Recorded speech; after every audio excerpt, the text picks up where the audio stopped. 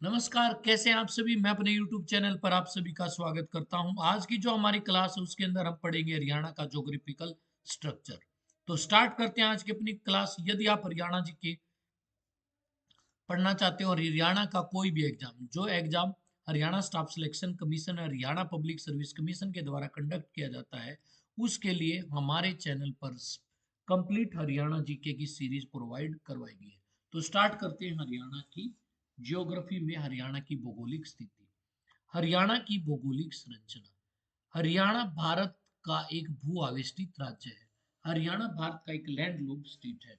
भारत में 5 landlocked state है, जिनमें एक हमारा हरियाणा है, जिसका क्षेत्रफल 44,212 वर्ग किलोमीटर है, जो देश के कुल क्षेत्रफल का 1.34% है। हरियाणा राज्य भारत के उत्तरी पश्चिमी भाग में स्थित है। हरियाणा की जो भारत के अंदर स्थिति है वो उत्तरी पश्चिम में है।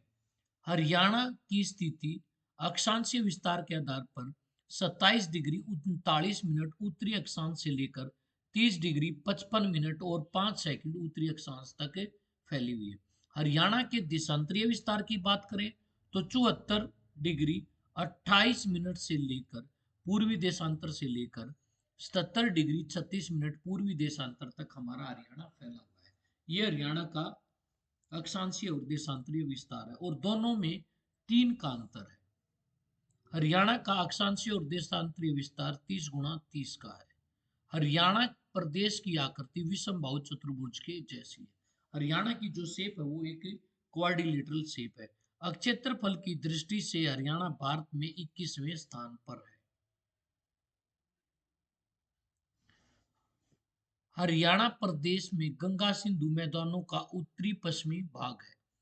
हरियाणा के लगभग 76% भाग समतल एवं तरंगित मैदान है, जिसे सामान्यतः घग्गर के नाम से जाना जाता है।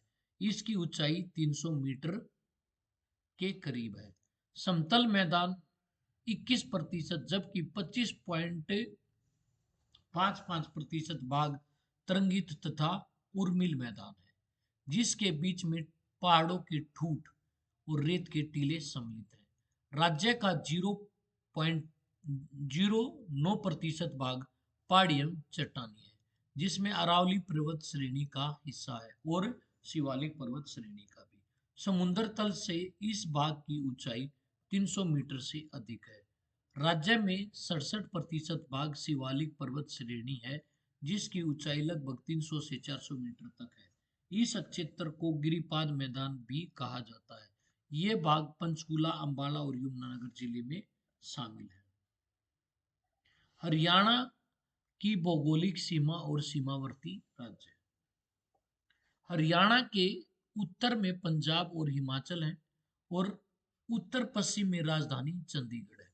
इसके पूर्व में उत्तर प्रदेश, उत्तराखंड और दिल्ली है। हरियाणा दिल्ली के उत्तर पश्चिम और दक्षिणी सीमाओं का निर्माण करते हुए 3 तरफ से घिरा हुआ है। नतीजन तन भाई हरियाणा का एक बड़ा क्षेत्र राष्ट्रीय राजधानी क्षेत्र में शामिल है। हरियाणा के दक्षिण पश्चिम में राजस्थान है। जिले जिलों के अनुसार हरियाणा का भौगोलिक क्षेत्र। हरियाणा को भौगोलिक दृष्टि से 3 इकाइयों में बांटा गया: कुरुक्षेत्र, हरियाणा, भटियाणा। कुरुक्षेत्र यह क्षेत्र 28 डिग्री 30 मिनट से लेकर 30 डिग्री उत्तरी अक्षांशों तथा 28 डिग्री 30 से लेकर 30 डिग्री पूर्वी देशांतर के बीच है। इसमें करनाल का पूर्वी भाग और जींद का क्षेत्र शामिल है। यह हरियाणा का वह धार्मिक क्षेत्र है जहां पर महाभारत का युद्ध लड़ा गया था। उसके बाद हरियाणा 29 डिग्री 30 मिनट से उत्तरी अक्षांशों के बीच में स्थित है, जिसमें हांसी, फतेहाबाद, हिसार, भिवानी, चरखी दादरी, रोहतक या सोनीपत जिले इस भाग में शामिल है। जाटों की अधिकता के कारण इसे जाटियात क्षेत्र भी कहा जाता है। बटियाणा यह क्षेत्र फतेहाबाद व भाटू कला जो तहसील है के मध्य स्थित है। प्राचीन समय में यहाँ पर जो बटनेर के भाटी राजपूत थे, उन्होंने क्या किया था, शासन किया था, इसीलिए इसको क्या कहा जाता है, बटियाणा कहा जाता है। भू आकृति के आधार पर हमारा हरियाणा। सबसे पहले बात करते हैं शिवालिक की। हरियाणा के उत्तर, यदि ऐसे डायरेक्शन बनाए तो ये उत्तर हो गया, ये दक्षिण हो गया, ये पश्चिम हो गया, और ये क्या हो गया, पूर्व। हरियाणा के उत्तर पूर्व में हिमालय का सबसे नवीनतम भाग सिचुएटेड है, जिसका नाम शिवालिक है। यहाँ पर शिवालिक पर्वत श्रेणी है। शिवालिक पर्वत श्रेणी का निर्माण नदियों के अवसादों के जमने के कारण हुआ है। शिवालिक का क्षेत्र, राज्य के उत्तरी पूर्वी भाग में शिवालिक पहाड़ियों का विस्तार है, और यह हिमालय का बिल्कुल नवीनतम भाग है। यह हरियाणा के 3 जिलों में फैला हुआ है, पंचकुला, अंबाला और यमुनानगर में। इन पहाड़ियों की ऊंचाई 900 मीटर से लेकर 2300 मीटर तक है। ऊंचाई के आधार पर इनको 2 भागों में बांटा जाता है।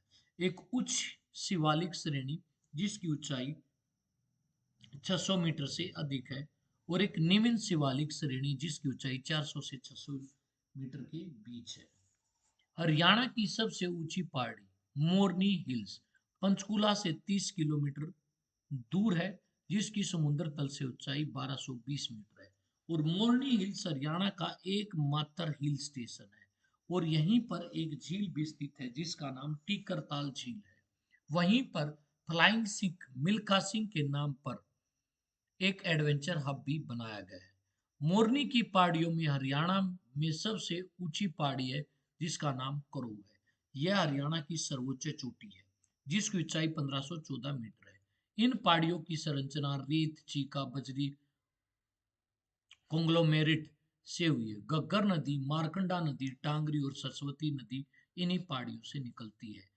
GMTS नदियां गग्गर, मारकंडा, टांगरी और सरस्वती का जो उद्गम होता है वो इन्हीं पहाड़ियों से होता है। अब उसके बाद बात करते हैं गिरिपाद मैदान। गिरिपाद कौन से मैदान है? जो शिवालिक पर्वत श्रेणी है, इसके नीचे 25 किलोमीटर चौड़ी एक बेल्ट पाई जाती है, और यह हरियाणा के 3 जिलों में फैली हुई है। और वो 3 जिले कौन कौन से हैं? पंचकुला, अंबाला और यमुनानगर। और इसको हम क्या कहते हैं? गिरिपाद मैदान कहते हैं।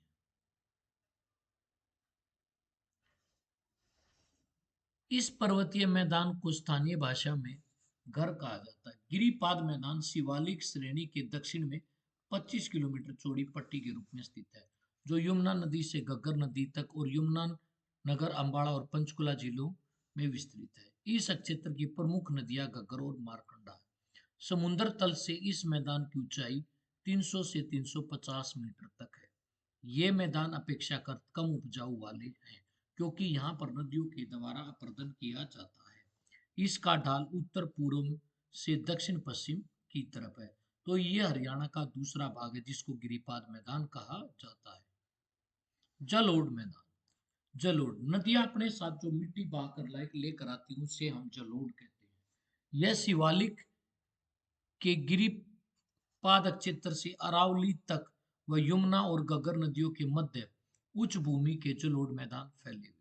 इन्हें बांगर भी कहते हैं। जलोढ़ 2 प्रकार की होती है, एक खादर और एक बांगर। पुरानी जलोढ़ को बांगर कहा जाता है, नई जलोढ़ को खादर कहा जाता है।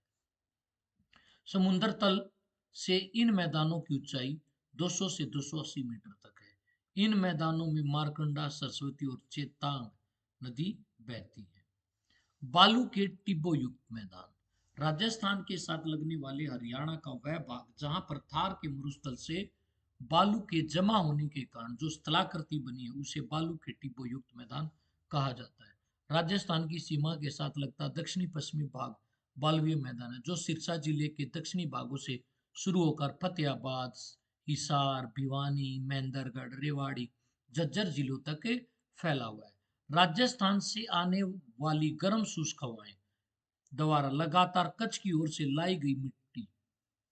लाई गई बालू मिट्टी के निक्षेप के कारण, यानी कि जो राजस्थान से क्या लाया जाता है? बालू लाया जाता है, उसके डिपोजिशन के कारण, जमा होने के कारण बालू के टिब्बों का निर्माण होता है। इन टिब्बों के मध्य निम्न स्थल को ताल कहते हैं, जिनमें वर्षा ऋतु में जल भर जाने से अस्थायी चिलचिली झील बन जाती है, जिसको ठूठ या बावड़ी कहा जाता है।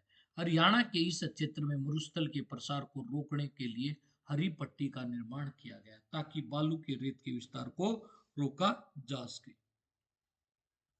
अनकाई दलदल, अनकाई दलदल ये हरियाणा का सबसे लोएस्ट पॉइंट है और यह सिरसा जिले में है। हरियाणा के पश्चिमी भाग सिरसा के दक्षिण में अनकाई दलदल पाया जाता है। इस दलदल का निर्माण पानी के जमा होने के कारण होता है। यह राज्य की सबसे कम ऊंचाई वाला भाग है, जिसकी समुद्र तल से ऊंचाई 200 मीटर है। अरावली पर्वत श्रेणी, अरावली पर्वत श्रेणी विश्व की सबसे प्राचीनतम बलित पर्वत है, परंतु वर्तमान में अपरदन के कारण इसका केवल अवशिष्ट रूप ही बचा हुआ है। मैदानी भाग के दक्षिणी पश्चिम में अरावली की शुष्क पहाड़ियां स्थित हैं, जिनकी ऊंचाई 300 मीटर व इससे अधिक है। यह पहाड़ क्षेत्र राजस्थान में स्थित अरावली का ही भाग है। इन पहाड़ों से चूना और स्लेट निकाला जाता है। वर्षा कम होने के कारण वर्षा कम होने के कारण यहाँ कांटेदार झाड़ी और कांटेदार वृक्ष पाए जाते हैं। अरावली की पहाड़ियों में गुड़गांव जिले के मेवात क्षेत्र में भी स्थित है। अगले भाग की बात करें, तरंगित बालू के मैदान। राज्य के कुल क्षेत्रफल के लगभग 11% पर थार रेगिस्तान के नजदीक रेत के टिब्बों के महत्वपूर्ण निरंतरता की एक सतत पट्टी, जिसे तरंगित बालू के मैदान कहा जाता है, जो अरावली के बिल्कुल साथ साथ लगती है। इस बेल्ट में भारी पैमाने पर पाए जाने वाले रेत के टिब्बों के साथ साथ राजस्थान की सीमा के साथ साथ हिसार सिरसा जिले के दक्षिणी पूर्व में विस्तारित है और रेतीला इलाका है। धीरे धीरे भिवानी जिले में भी फैला हुआ है। यह व्यवहारिक रूप से शुष्क रेगिस्तान जैसा दिखता है। स्थानीय भाषा के रूप में इसे बागड़ के नाम से भी जाना जाता है। बाढ़ का मैदान, हरियाणा के पूर्वी किनारे पर यमुनानगर से फरीदाबाद तक यमुना नदी की बाढ़ से निर्मित तरंगित मैदान है। बाढ़ का मैदान फरीदाबाद से लेकर यमुनानगर जिले तक विस्तृत है। इसे क्रमशः बैट व नाली भी कहा जाता है। हरियाणा में जो बाढ़ के मैदान है वो यमुना के अलावा घग्गर और मारकंडा नदी भी बाढ़ के मैदानों का क्या करती है, निर्माण करती है। ऐसे ही बाढ़ के मैदान हरियाणा के उत्तरी पश्चिमी भागों में मारकंडा और घग्गर नदी भी बनाते हैं। हरियाणा के प्रोफेसर जसबीर सिंह की पुस्तक an agricultural geography of Haryana, professor Jasbir Singh ने एक पुस्तक लिखी थी जो मैंने अभी आपको बताई है, an agricultural geography of Haryana. उसमें हमारे हरियाणा को भौगोलिकता के आधार पर 8 भागों में बांटा गया है। तो ये थी आज की क्लास। अगली क्लास में आप लोगों से फिर मुलाकात होगी। तब तक के लिए मस्त रहे, स्वस्थ रहे। जय हिंद, जय भारत।